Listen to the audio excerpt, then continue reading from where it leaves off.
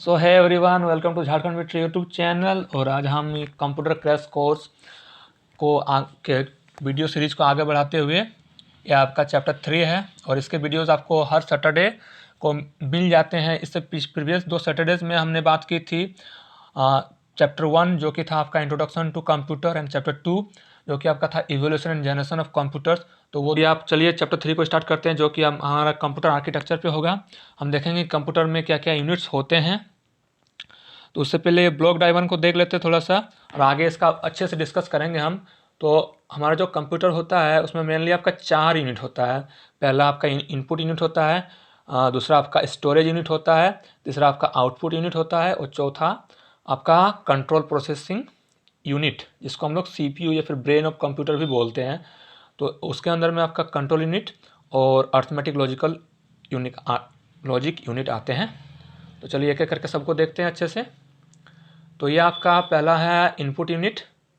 तो input unit आपका क्या करता है कि ये आपका एक्सेप्ट करता है, मतलब रीड करता है डाटा को और इंस्ट्रक्शंस को जो कि आपका आउटसाइड द वर्ल्ड से आपको मतलब मिलता है। लाइक यूजर से आप मतलब यूजर से जो भी कंप्यूटर को इनपुट दिया जाता है उनको ये रीड करता है। दूसरा क्या करता है, ये आपका उन इंस्ट्रक्शंस एंड डाटा को कंप्यूटर एक्सेप्टेबल फॉर्म में वो कन्वर्ट करता है, दूसरा हो गया।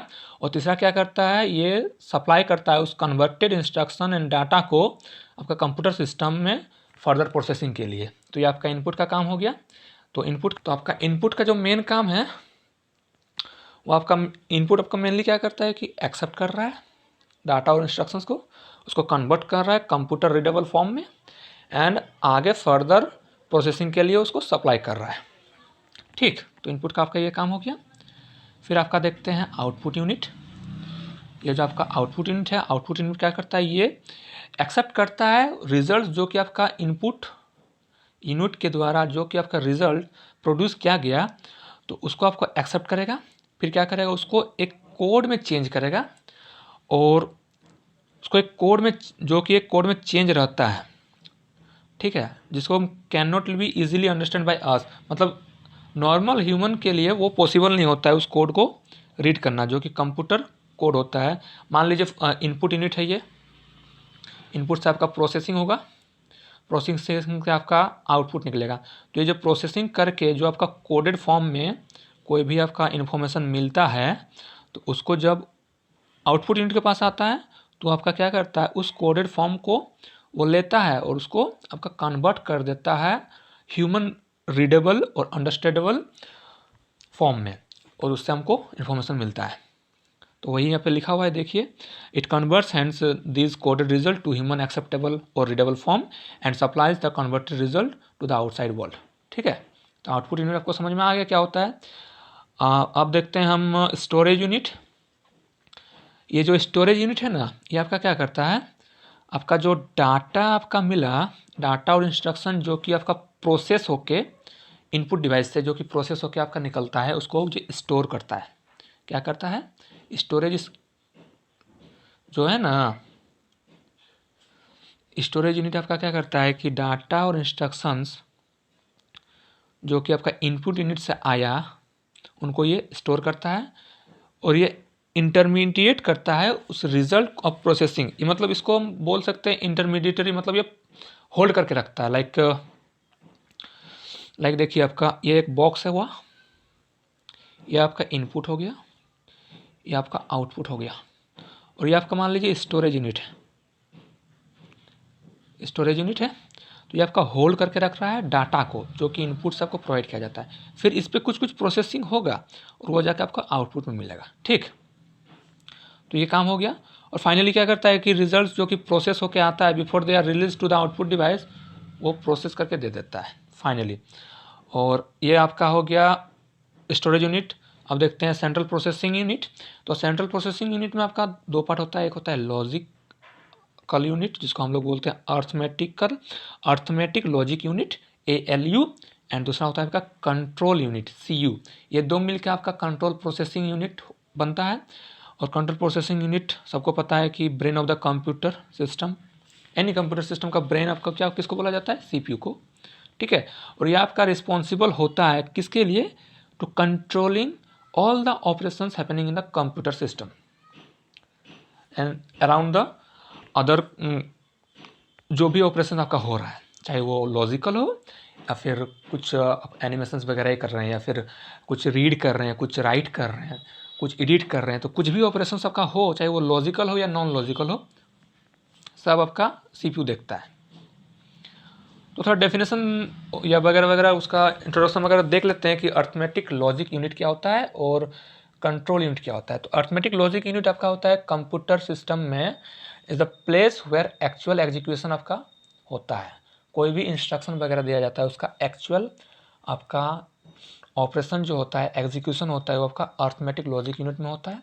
और बाकी जितने भी आपके कंप्यूटर सिस्टम में फंक्शंस, ऑपरेशंस जो भी है, उसको आपका मैनेज और कोऑर्डिनेट करता है कंट्रोल यूनिट। जैसा कि नाम है कंट्रोल यूनिट, ये आपका कंट्रोल करता है। अर्थमेटिक लॉजिक यूनिट क्या करता है, ये ऑपरेशंस एंड फंक्शंस को परफॉर्म करता है। और ये आपका कंट्रोल यूनिट, ये आपका इनको मैनेज प्लस कोऑर्डिनेट करता है कि कैसे क्या हो रहा है, कहाँ क्या हो रहा है, ये चीज़। तो जैसा कि हमने बोला था कि हम ये ब्लॉक डायग्राम को थोड़ा अच्छे से समझेंगे, तो चलिए समझते हैं ब्लॉक डायग्राम को। तो इस ब्लॉक डायग्राम में सबसे पहले देखते हैं हम ये इनपुट यूनिट, ठीक है। तो ये प्रोग्राम एंड डाटा जो है वो आपका इनपुट लिया जाता है। इनपुट आपका किसी भी चीज़ से लिया जाता है, लाइक कीबोर्ड से ही इनपुट ले लेते हैं। तो कीबोर्ड से इनपुट लिया गया और ये इनपुट आपका कहाँ जा रहा है, ये इनपुट आपका जा रहा है स्टोरेज यूनिट में। क्योंकि इनपुट लीजिएगा तो डाटा आपका तो कहीं पे स्टोर तो होगा ना, चाहे वो टेम्पोररी स्टोर हो या फिर परमानेंटली स्टोर हो, स्टोर तो करना पड़ेगा। अगर टेम्पोररी स्टोर करना है तो आपका रैम में होगा, इनके बारे में हम आगे जानेंगे। और अगर परमानेंटली स्टोर हो तो वो रोम में होगा। एक आपका रीड ओनली मेमोरी है, रीड ओनली मेमोरी, और ये है रैंडम एक्सेस मेमोरी।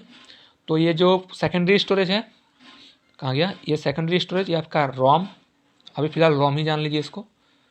और प्राइमरी स्टोरेज आपका हो गया रैम, ठीक है। तो ये चीज़ अभी इतने ही जानिए आप। और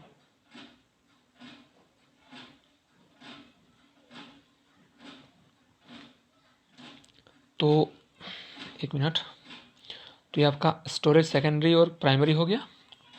उसके बाद वो अब नीचे देखते हैं, स्टोर तो हो गया, डायरेक्ट तो आपका आउटपुट नहीं मिलेगा, तो उसके साथ एक जुड़ा हुआ जो ये स्टोरेज यूनिट है ना, ये आपका कहाँ रहता है, सीपीयू, कंट्रोल प्रोसेसिंग यूनिट का ही एक पार्ट है स्टोरेज यूनिट, ठीक बोल सकते हैं, नॉट ए पार्ट बट बोल सकते हैं। क्योंकि देखिए आपका कंट्रोल यूनिट सबको कंट्रोल कर रहा है, और ये अर्थमेटिक लॉजिक यूनिट क्या है, ये आपका परफॉर्म कर रहा है टास्क को, ठीक।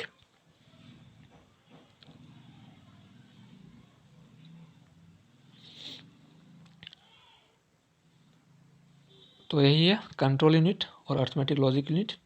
और इसका आगे अगर देखते हैं तो यहाँ पे देखिए ये आउटपुट मतलब हो क्या रहा है, देखिए अच्छे से समझिए क्या हो रहा है।